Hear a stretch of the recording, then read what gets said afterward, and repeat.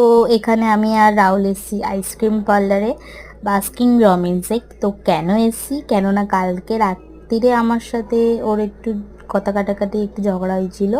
তো আমি একটু ওর ওপর রেগেছিলাম বলে ও আমাকে মানাচ্ছিল। তো ও আমাকে রাত্রিবেলা বলছিল, তুই কালকে আইসক্রিম, তোকে আমি খাওয়াতে নিয়ে যাব, তুই যা আইসক্রিম খাবি তাই আইসক্রিম খাওয়াবো আমি তোকে, তুই যেটা ভালোবাসবি। তো আমি রাগ করলেও আমাকে আইসক্রিম খাওয়ালে আমি ভুলে যাই, মানে রাগটা ভেঙে যায়, ঠিক আছে।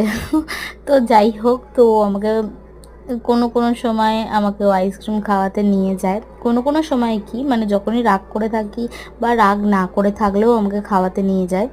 তো যাই হোক, কালকে আমাকে বলেছিল তুই যেখান থেকে খেতে যাবি আমি সেখানেই খাওয়াবো। তো আমি বাস্কিন রবিন্সে প্রথমে যেতে চাইনি, অরুণেই যেতে চেয়েছিলাম। তো সামনে দুটো দোকানই ছিল, আমি বললাম কোন দোকানে নিয়ে যাবে। তো বললো তুই যেটাই যাবি সেটাই খাওয়াবো। তো হঠাৎ এখানে নিয়ে এসে আমাকে ট্রিটটা দিল, আমি খুব হ্যাপি হয়েছি। ভিডিওটা ভালো লেগে থাকলে লাইক কমেন্ট শেয়ার সাবস্ক্রাইব করে দেবেন।